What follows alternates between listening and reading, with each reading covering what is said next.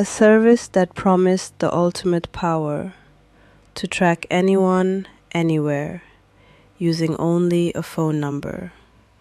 No apps, no installations, just a few clicks. But on September 1st, 2024, in a spectacular twist of fate, the hunters became the hunted. The very people who paid for this power had their own lives laid bare for the world to see, not by the service they bought, but by a hacker who called himself Satanic. This isn't just a data breach. It's a story of profound irony, corporate negligence, and a service that might be more dangerous to its own customers than to anyone they were trying to track. The company is called Tracelo. Its website presents a clean, modern, and reassuring face. The pitch is seductive. Worried about your kids? Need to check on an elderly parent? Tracelo claims to offer peace of mind by letting you pinpoint a person's location remotely. It's marketed for responsible and ethical use, a digital safety net for the modern family. The key selling point is its convenience. Unlike other tracking solutions that require you to physically install an app on the target's phone, Tracelo works entirely online. You just type in a number, pay your fee, and supposedly you get a location. But from the very beginning, security experts and privacy advocates were raising red flags. How does it actually work? The company has always been incredibly vague about its technology. The most likely theories involve exploiting something called the SS7 protocol, a global network that phone carriers use to communicate with each other. It has known vulnerabilities that, if leveraged, can allow for location tracking. Another possibility is that they are buying data from aggregators who get it from carriers or even from shady apps. The bottom line is, we don't know for sure because Tracelo never told us. And this lack of transparency is the first sign that something is deeply wrong. A company selling you a service based on trust refuses to tell you how it works. Even more concerning is the issue of consent.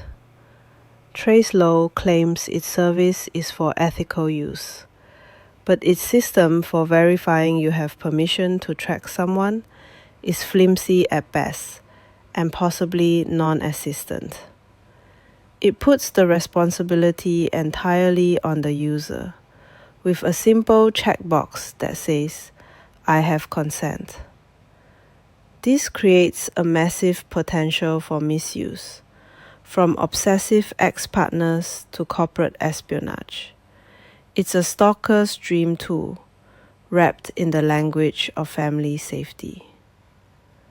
For years, these were just theoretical concerns, debated on forums and in security circles. But then came September 1st, 2024. On that day, a hacker going by the handle Satanic appeared on the notorious breach forums, a dark marketplace for stolen data. And he came bearing gifts. He posted a link to 3 CSV files, a total of over 264 megabytes of data, with a simple, chilling title referencing Tracelo. When security researchers opened those files, they found a digital catastrophe. It was the entire user base of the company, a treasure trove of sensitive personal information. We're not talking about a small leak. We're talking about more than 1.4 million individual records. Let's break down what was exposed. The first file contained the customer accounts, over 803,000 of them. This included full names, email addresses, their subscription types, their last login dates, and even their bcrypt hashed passwords.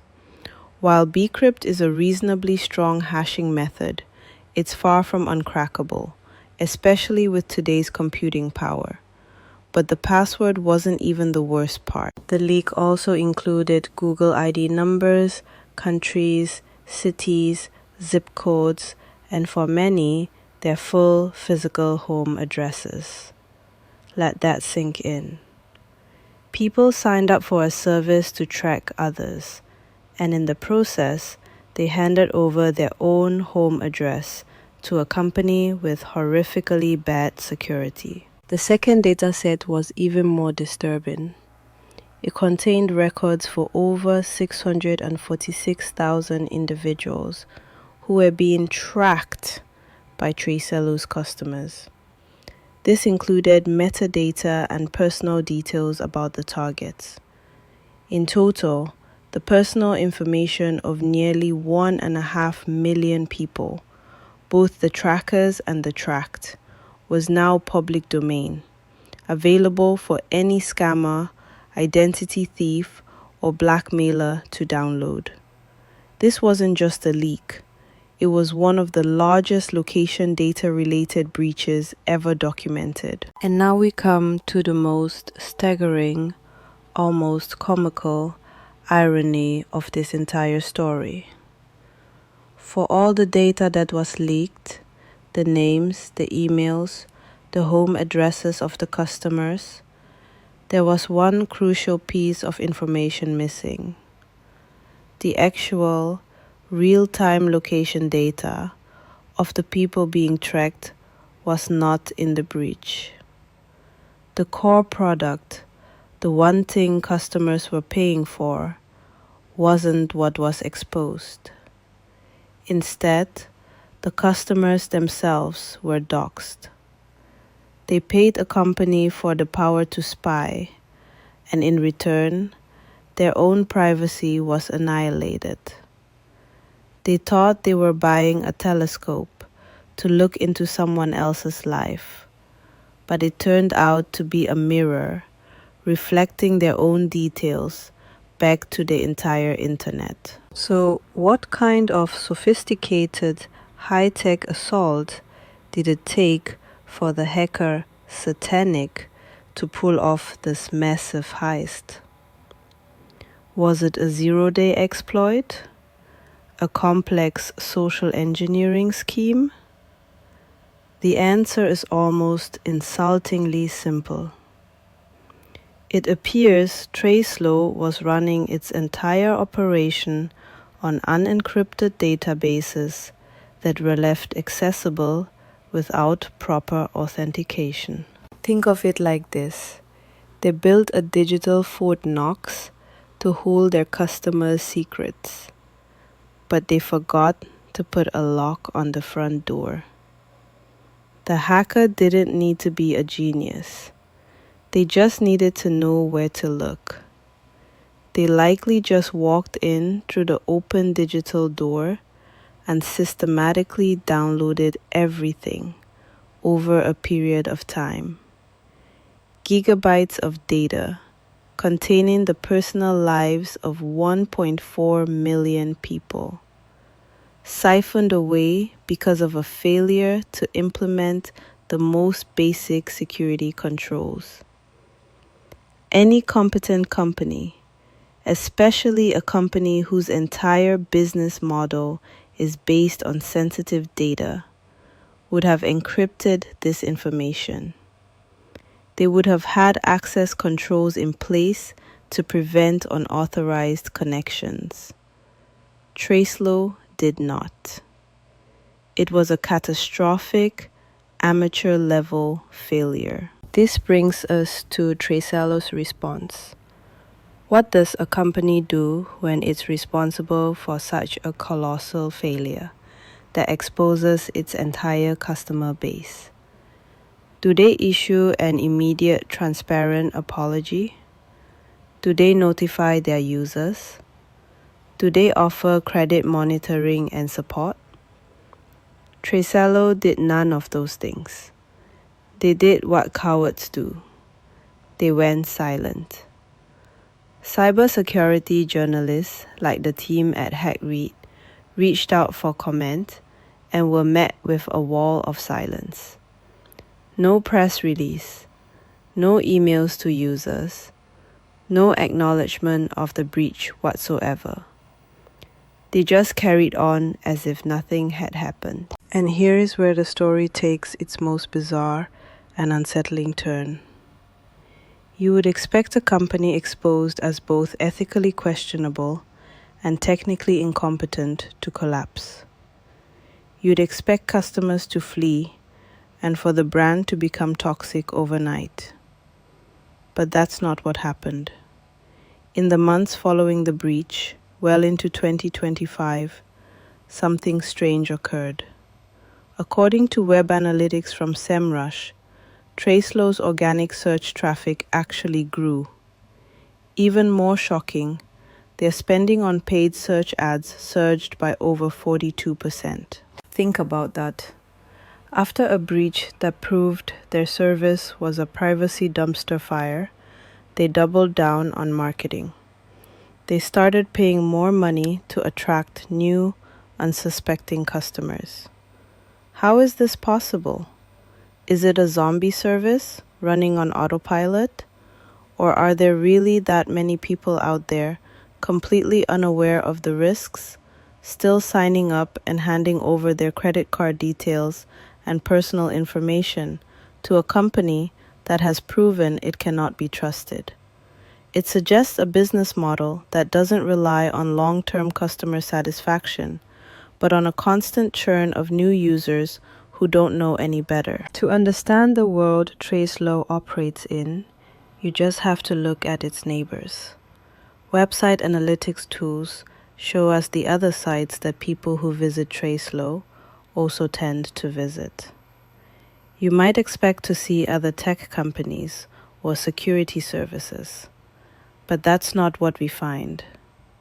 The data shows a significant audience overlap with sites like scampulse.com, a scam reporting website, and terminationexperts.com, which appears to be a pest control service. This is incredibly telling. Tracelo's audience isn't just a mainstream tech audience. It's an audience that is also frequenting sites related to scams and getting rid of pests. This paints a picture of a company operating in the murky gray fringes of the internet, attracting a clientele that is either desperate, naive, or involved in activities they want to keep hidden. The association fuels speculation that Tracelo itself might be nothing more than a sophisticated scam, promising a service it can't reliably deliver while harvesting user data. This entire saga forces us to confront some very uncomfortable questions. The first is about the ethics of a service like this existing at all. In a world where digital stalking and harassment are rampant, is there any justification for a commercial tool that makes it easier? The vague consent checkbox is a legal fig leaf that does nothing to prevent abuse. It weaponizes location data and sells it as a consumer product. The second question is about corporate responsibility. Tracelo's security wasn't just bad, it was non-existent. They failed at the most fundamental level, and then they failed again by refusing to acknowledge their failure. As of late 2025, there have been no reports of major lawsuits or regulatory fines from bodies like the GDPR in Europe or under California's CCPA, despite the fact that users from those regions were clearly part of the breach. This highlights a terrifying gap in our regulatory framework. A company can be this negligent, cause this much harm, and simply get away with it by staying quiet and buying more ads. The story of Tracelo is a perfect storm of bad ideas. It's a service with a questionable ethical foundation, built on a platform with non-existent security, run by a company with zero accountability. The great irony is that in their quest to invade someone else's privacy, Tracelo's customers ended up sacrificing their own in the most public way imaginable. They were sold a fantasy of control, but all they bought was a ticket to get doxxed. The service is a ghost, its technology a mystery, and its continued existence a testament to how easily people can be lured by the promise of power, no matter how dangerous the price. So it leaves us with a critical question, and I genuinely want to know what you think. Would you ever risk your own data? Your name, your email, your home address, for the ability to track someone else, even if you believed you had a good reason? What is the real price of that kind of control? Let me know your thoughts in the comments below. Thanks for watching. I hope you enjoyed the video. If you did, please hit the like button and don't forget to subscribe.